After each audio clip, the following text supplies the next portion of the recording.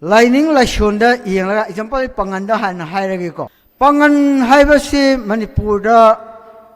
Lay, Atopa state, Atopa country, the Pangan Hiber late. Except Manipur Katani. Adu Manipura Lady Pangangi, Mohigi, Lining Lashon, Magi, Islam, Ningba, Miam Shibu, Aquina Kangi, Muslim Mena Kangi. Muslim Kangi, Islam line. Ling chapasing musibu Muslim mana kawe. Aduga akoi singmi dena akoi she singmi singsina tribal asom sing den lai singsina akoi tangkhun obi jelenglong obi mau obi atopa jati sing obi madubu Christian da yam chatle ka chatle aduga asida Leriba pangan sibu Islam sapajani Manipugi indigenous natre into oseva pangan sin sibu moidi Islam ning bajani adu Muslim habisi Islam ning bo singbu Muslim hare adu pangan su Islam ning labina Manipugi indigenous natre hadi ekoi Christian musudu moidi Christian ni indigenous natre han into odi ekoi indigenous ta adreba Aduragadi, Maitai Merakasu Gauria Sapasingse, Gauria Sapasing to Maitai Nete Haidi Yabrawa. Maitai indigenous or a Morine Dimosho. Adu the best of we are the Awanida. Manipura, Laminerapa, Lisinkia, the Giko, Hominarapa, Manipu, same what Minava Jati. Heck, Hobadigi. Semgat Minarakpa, Soy the Ngamdanava, Alaman Singna, Leliba Zati, Equi Manipur, Hiba, Boundary, the Leliba, Sason Torag, Ningto Matamda, Lerapa. So much I say what to Maharagadi, Ningto Matamda, Sason Torisi, Belly Kaktaneva. Belly Kaktaneva. Sason to what sing yo deva. Adu, Equi Amat the knee, I walk Kalunda, Laminari Nevoka. Manipur Sengwapada, a Kuju, Sup Yari, Nevoko. Aduna, Masida, a Quinasum, Yang Lapomatum, Masida, Aidi, Sum, Yang Lapomatum, the Manipur, she Kanana Nasi, Aya Manipur, to guide up Isikagino. Aya Manipur late Isikagino. Amagi asoy bado yengraga ngangna barnati hauzik daka yam orisidi Manipur ki yam daka orisidi kaino ba masin khangbiyo ba Manipur praja punamangra khangadabadi hauzik oiriba Manipur phibamse kamhai tawrige Manipur ki phibam masida ekoi kai hairaga ekoi nungsi sanana Manipur kan hogade ge leiminabase nungsi sanana leiminabase kamhai torgai yagade ge haibado adom da kok thade biwa ba ngak aire pangan ge against the ngangbire ngak aire koi singmi ge against the ngangbire ngak aire mitai ge against the ngangbire ngak aire pangan ge against sumang na ga bu idea Manipur akadro kanano idea Manipur pamdaba Pamdaba Miam Nang Libo in Garava in Pam Dokte Manipur Praja upon me out of Nico Nang Libo Sinduni upon Bose Manipur Praja Yam Singhavani Adu Momatam Sida Yamna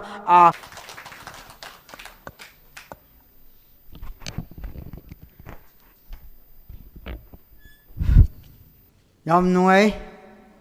Nasino Mitse Manipur history da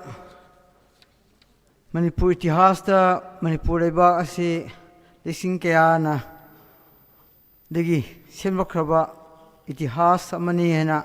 leizarabani hena claim to jariba Manipur apunba jati pullaga leiminarakpa history na sen biaroidaba history da sum leihoradaba state ni asigumba ngasimak ekoi maroina All Manipur Muslim Organization Coordinating Committee na siliba asigi maram si Manipur da asi si kay masikumba siliba si handak liksing kya leirakhraba state asida punna nungsi chanana leiminakhraba punamak leim hoji phau lei asida akhoi masi maruena ngasi reimagining the idea of Manipur haina tawribagi maram si life ta yingbiriba viewersing daga hariba whole asida invitation phangraga lakpiriba ahalaman marup mapang media aduga masigi maru oiba ngasigi maru oiba dais da pambiriba Manipur praja miyamna jati punamakna ikai khumnaraba misak ngaktani haibiriba miyoising asina Manipur gidamakta tung koina nungsi sanana idea of Manipur leina bagidamakta ngangbirakani nis khali masigida khudong saba lawraga Manipur sida leibiriba hawrakliba Manipur si aikhoi idea of Manipur si mangsilakpagira lei tabagira ngasi ki topic matungina amu hangatna yengba mathau taiyeba Manipur si liksing kya leirakpa itihas leirakba Manipur sida khundaminariba jati marakta idea of Manipur haina ningthau matamdagi Manipur si hekta state ama oina nataga state leitringaida leirakba Manipur state asida khundaminariba punamak nungsi sanana leiminaina laujai adu akhona amuk yengsewa hairiba idea of Manipur haisi kaino amu idea of Manipur lehense nang hairiba si kaigino Manipur si idea of Manipur haiji kambabu idea of Manipur hai laugudabnawa aina haijaningbadi leibiriba jati kanglup kuntra marimuk lei Manipur state ta ekhoigi government recognized over tribe 34 leijare asi tribe sing asigi wakhalon kai haini leirige idea of Manipur habesidi hariba kanglup punamak asigi wakhalon si ekhoi nungsi sanan leminaba jati amagi laining laishon chaliba magi chaliba asibu asikumatik nungsi sanana adu cooperate toraga leiminaba democracy bu thajaba secularism bu thajaba asigumba punamak asina leiminaraka ankhakda badubu akhoi idea of Manipur lei han leigidabani adu kanglup amagi laining laishon bu against torlaba kanglup amagi jati amagi kanglup amagi mapukning nana bagi wangang sangang laraba kanglup amagi thabak tubu kanglup amana yepa apun bagi nataba asmaina lakpa matamda Manipur da leminariba asi idea of Manipur se koi mangsilakani hawik aidi idea of Manipur leitren laujeba Manipur se hawik si se idea of Manipur leina kanakuma lawmbiyai madu haijinabani hawikti Manipur sida idea of Manipur haisi leitreba kaigina mase aina haise leiminariba jati marak asida singsep thabasi magi kanglup ki magi tribe ki magi furup ki opinion kai leirige haina yengbasu ngamdaba ubasu ngamdaba asigomba organization sing aduga individual sing mayam sina Manipur gi idea of Manipur se leitanaba kanna honarakeba kaisu kaireba hoi Manipur kai di hai loya bro kanglup masen nungsinara ba leitara kansida Manipur kai lobuneba kanglup masen nungsinari ba phau Manipur kai deba ado idea Manipur su leitreba leidabagi natro ngasi ki topic dal hapri se लेरगदि Masih topic थोकद्रबा मसी हारिबा असि कैगिनोबो अखोइगी सिंगमी तम्मी का है Naga cookie Meitei पंगन हारिबा असि मरीगी मरुइना मसीना मणिपुर सिबु मसक ताकीबनेबा मसी मणिपुर से ताकी से कैगिनोबो मसी हारिबा जाति full मरी असे अखोइ असुकै मतिक अखोइ नुंसी चानन लेबा चंगी अमगी जाति असिगी असोइबा अमसु लेनरगसु मसीदा अखोइना येंगनुबि यादे अइना थमजने मरु ओइबदि मसी आइडिया मणिपुर मांगलपा असे अखोइबा हाइनरी मणिपुरदा इंडिजिनस मिहौरोंदगी हौमिनरपा मणिपुर इंडिजिनस ट्राइब सिब कनानोबा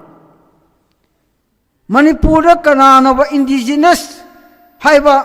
जाति सि कना लेगेबा तो हाइबियोबा कना ओइदोइनोबा मणिपुर की इंडिजिनस हाइसे कम जाति नो ओइदोइनोबा मैतै नो ओइदोइरा नागा नो ओइदोइरा कुकी नो ओइदोइरा पंगन नो ओइदोइनोबा कना नो हाइबियोने खल्लोबा इंडिजिनस मीनिंग से हल्लगांददी मौंग मसखरनेबा मणिपुर नुक्सिजबा मणिपुर नुक्सिबा साबसिंगनेना nganglibaniको असेंबा नुक्सिबसिंगदि असिगुंबा मणिपुर की इंडिजिनस वारी से हाइरोइदबनेबाको मणिपुर नुक्सिरगदि कैगिनो मणिपुर नुक्सिदबा मयामसिना इंडिजिनस असेंबा साबा खंग सावा खंगदी खंगदबा मणिपुर से कायरोइ सेदि मणिपुर इंडिजिनस ngangloi कनानो सोंथोने हाइबियोबा हौजिक मणिपुर सिदा कनानो इंडिजिनस करम्बा मीमुरबा इंडिजिनस हाइदोइसे मागी हाइदे अखोइसु अखोइना हाइरगदि अखोइनि हाइदोइनेबा इंडिजिनस हाइबो करम्बा ना कनाना लेप्तोइनोबा कनाना लेप्तोइनो मणिपुर की इंडिजिनस कनाना लेप्तोइनोबा करम जातिना लेप्तोइनोबा करम फुरुपना लेप्तोइनोबा मणिपुर की इंडिजिनस हाइरिबसिदि ऑर्गेनाइजेशन लेकुदब नते सिविल ऑर्गेनाइजेशन लेकुदब नते मसिदा सिविल ऑर्गेनाइजेशन ना मसिगी अथॉरिटी मोइदे पीदे जाति अमगी मिहौरोंदगी सि लेरपनि सि ओइगदबनि इंडिजिनस सि ओइगदबनि सि ओइगदबनि मणिपुरदा लेरिबा सिविल ऑर्गेनाइजेशन अमत्तदा सिन्नबा लेते मखोइना लाउरिबसु लाले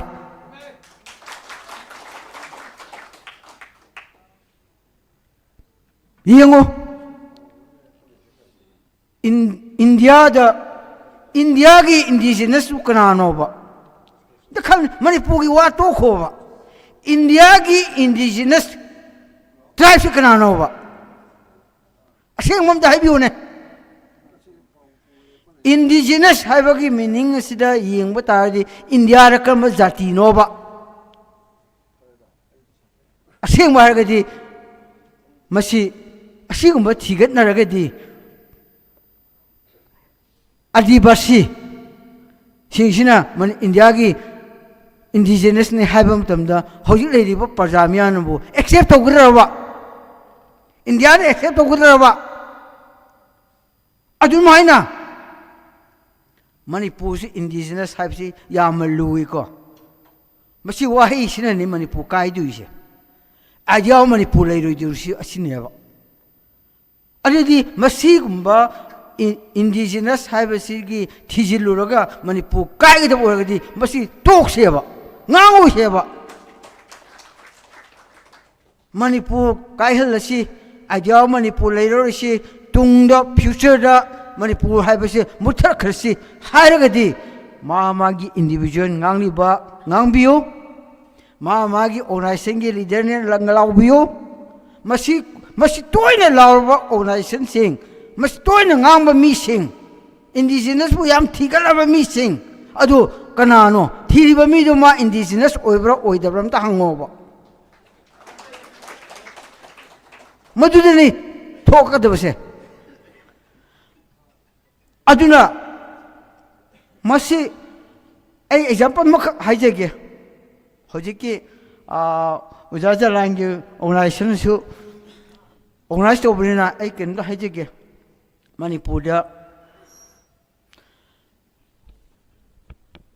मणिपुर लाइनिंग लाइसोन एग्जाम्पल पंगन हाना हाइरगेको पंगन हाइबसे मणिपुर लई अतोप स्टेट अतोप कंट्री पंगन हाइब लेते एक्सेप्ट मणिपुर खक्तनी अदुबो मणिपुर लेरिबा पंगन की मोखैगी लाइनिंग लाइसोन मागी इस्लाम निंबा मियाम सिबु अखोइना खंगी मुस्लिम है खंगने मुस्लिम खंगने इस्लाम लाइनिंग चप्पसिंग सिबु मुस्लिम है कौवे अदुगा अखोइ चिंगमीदेना अखोइसे चिंगमीसिंगसिना ट्राइबल असोम चिंगदा लेबिसिंगसिना अखोइ तांखुन ओबियाई जेरेंगलोंग ओबियाई माउ ओबियाई अतोप जातिसिंग ओबियाई मधुबु क्रिश्चियन दा याम चले का चले अदुगा असिदा लेरिबा पंगन सिबु इस्लाम सपजानी मणिपुर की इंडिजिनस नत्रे इंथो असेबा पंगन सिंसिबु मोइदि इस्लाम निंग बजानी अदु मुस्लिम हाइबसि इस्लाम निंग सिंबु मुस्लिम न हारे अदु पंगन सु इस्लाम निंग लबनिना मणिपुर की इंडिजिनस नत्रे हाइदि एखोइ क्रिश्चियन मुसुदु मोइदि क्रिश्चियन नि इंडिजिनस नत्रे हन इंथो अदि एखोइ सु इंडिजिनस ताद्रेबा अदु रगदि मैतै मरकसु गौरिया चपसिंगसे गौरिया चपसिंगसु मैतै नते हाइदि याब्रावा मैतै इंडिजिनस न ओरमरोइने दोइदि मोइसु अदुदा बेस तौबि यादे वानिदा मणिपुर लेमिनरपा लिसिंग कयादगी अखोइ हौमिनरपा मणिपुर सेमगतमिनबा जाति हेक हौबदगी सेमगतमिनरपा सोइदंगामदनबा अहलमनसिंगना लेरिबा जाति अखोइ मणिपुर हाइबा बाउंड्रीदा लेरिबा सासोन तौर निंथौ मतमदा लेरपा सुम असेंगदुम हारगदि निंथौ मतमदा सासोन तौरिसि बेली खक्तनेबा सासोन तौबा चिंग यौदेबा अदु अखोइ अमत्तनी हाइबा वखलोंदा लेमिनरइनेबको मणिपुर सेंगपदा अखोइसु सुप यारिबनेबको अदुना मसिदा अखोइना सुम येंगलपो मतमसिदा आइदि सुम येंगलपो मतमदा मणिपुर से कनाना ngasi idea manipur thugairap isi kaigino idea manipur leitu isi kaigino amagi asoibado yengraga ngangna banati hojiki daka yam orisidi manipur gi yam daka orisidi kaino ba masin khangbiyo ba manipur praja punamangra khanggadabadi hojik oiriba manipur phibamje kamhain tawrige Manipur की फिवम मसिदा अखोइ कई हारगा अखोइ नुंसी सनाना मणिपुर कन होगदगे लेमिनबसे नुंसी सनाना लेमिनबसे कमाई तौरगे यागदगे हाइबदो अदोम द कोक थदबियोबा ngak aire pangan gi against ngangbire ngak aire koi singmi gi against ngangbire ngak aire mitai gi against ngangbire ngak aire pangan gi against sumang na ga bu idea manipur akadro kanano idea manipur pamdaba miyam na ngang libo khoi ingaraba infam dokte manipur parja apang ba yaw dobani ko ngang libo singduni apang base manipur parja yam singrabani adu momatam sida yamna khangba sara ngang libo nang khangdabagi apang bai wa ngang leire na mayamna lawri bani adu ngasidigi masi tariba punamak ngambo topiro pangba nangbo pangene miyam yenge ba pangana su yenge ko tribal su yenge maitai su yenge ꯑꯗꯨꯑꯣꯏꯔꯒꯗꯤ ꯅꯈꯣꯏ ꯉꯥꯡꯂꯤꯕꯗꯣ ꯃꯤꯅ ꯂꯧꯗꯦ ꯍꯥꯏꯕꯅꯦꯕꯀꯣ ꯑꯆꯨꯝꯕꯗꯣ ꯑꯆꯨꯝꯕ ꯈꯪꯅꯤꯡꯉꯗꯤ indigenous ꯑꯩꯁꯤ ꯑꯣꯏꯔꯤꯕ꯭ꯔꯥ ꯉꯥꯡꯂꯤꯕ ꯃꯤꯅ ꯅꯊꯟꯗ ꯍꯪꯉꯣꯕ ꯑꯩꯁꯤ indigenous ꯑꯣꯏꯔꯤꯕ꯭ꯔꯥ ꯀꯣ ꯍꯥꯏꯅ ꯑꯩꯁꯤ ꯏꯟꯗꯤꯖꯤꯅꯁ ꯇ꯭ꯔꯥꯏꯕ ꯑꯣꯏꯔꯤꯕ꯭ꯔꯥ ꯀꯣ ꯃꯅꯤꯄꯨꯔꯒꯤ ꯅꯈꯣꯏꯅ ꯊꯟꯗ ꯍꯪꯅꯀꯥꯟꯗ ꯑꯟꯁꯔ ꯊꯣꯛꯂꯛꯀꯅꯦꯕ ꯃꯗꯨꯗꯅꯤ मधु हेक हंग मतमदा नंग ज्ञान तारकनेब हुजिक हंगदबगिने मा ज्ञान ता पंगांग गानइसे हंगदबने थंदा अजुना अखोई अइना सुम हाइजनिंगबदि अखोईगी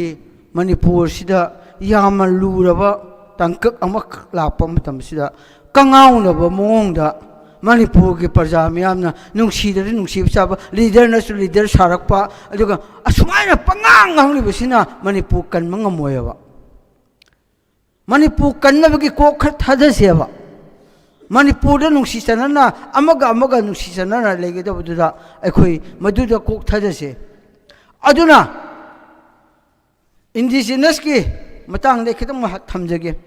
इंडिजिनस है कनाना लेकोदे मणिपुर की सिटीजन कनाना लेकोदबनोबा मसिदी स्टेट असिबु हजिक जिति निंथौ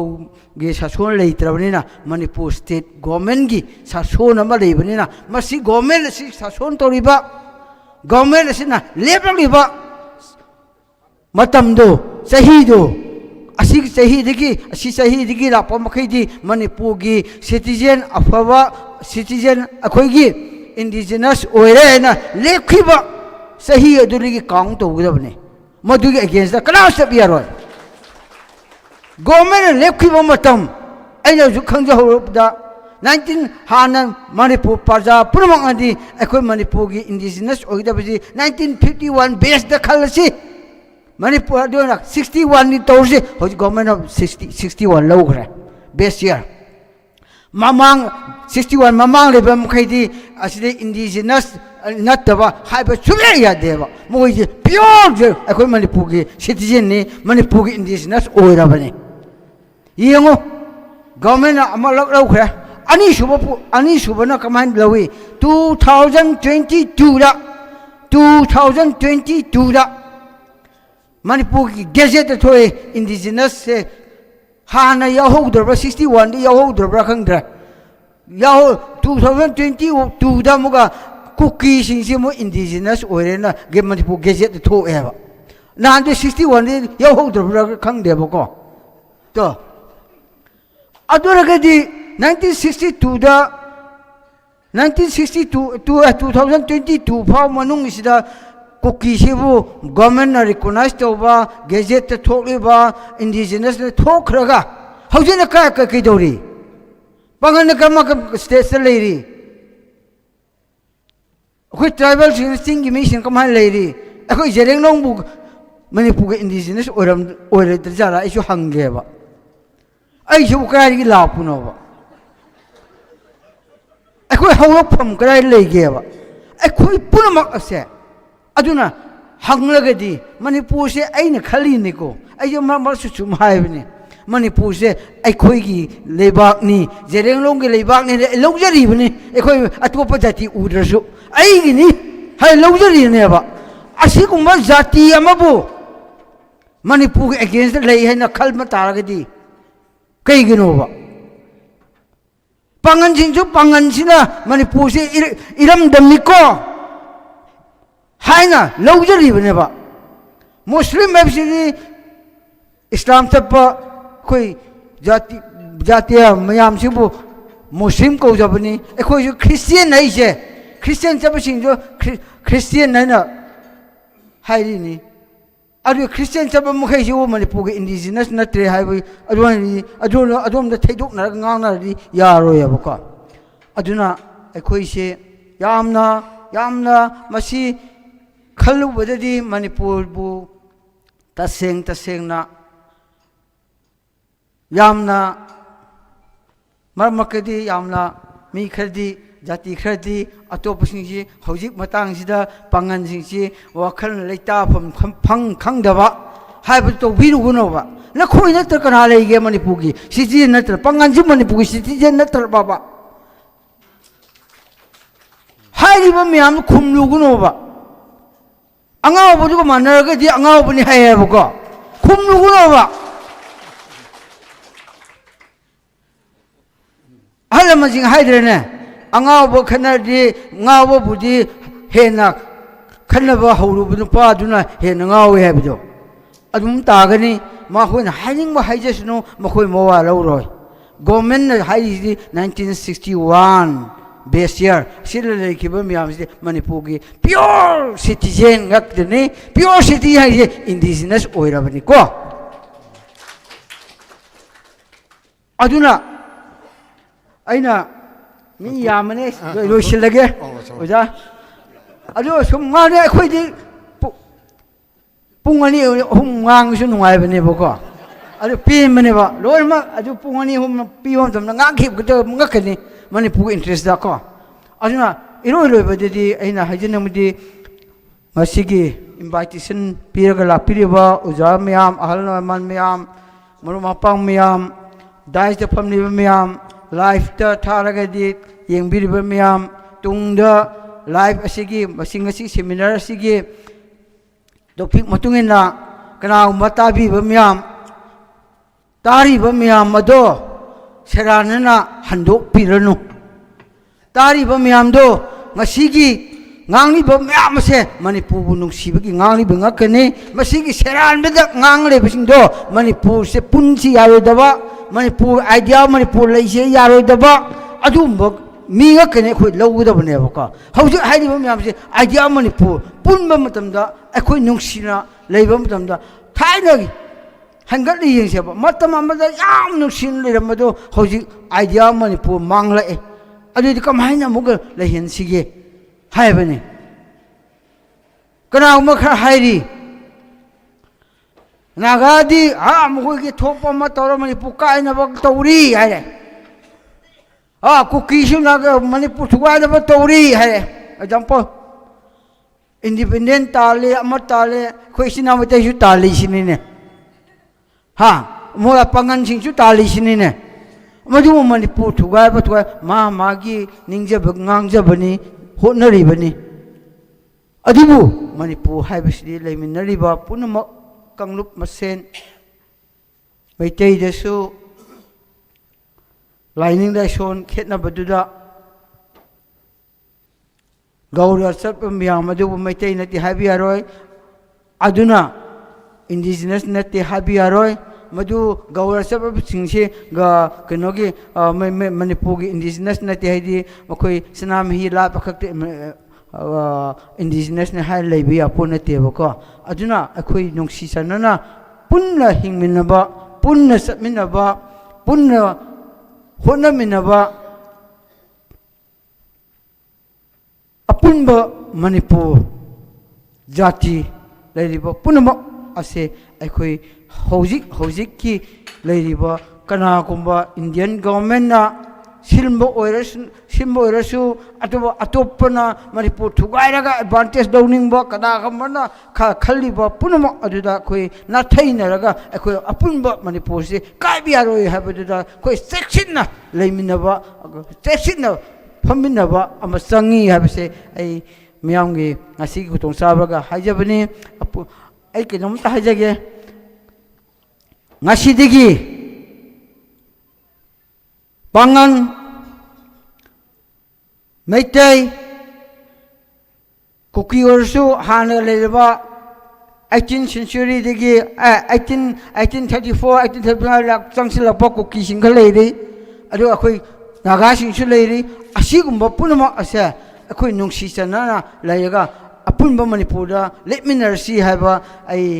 ꯍꯥꯏꯖꯔꯒ ꯃꯁꯤ ꯂꯣꯏꯖꯔꯒꯦ ꯊꯦꯡꯛ ꯌꯨ ꯌꯥꯝ ꯐꯖꯈ꯭ꯔꯦ ꯃꯊꯪ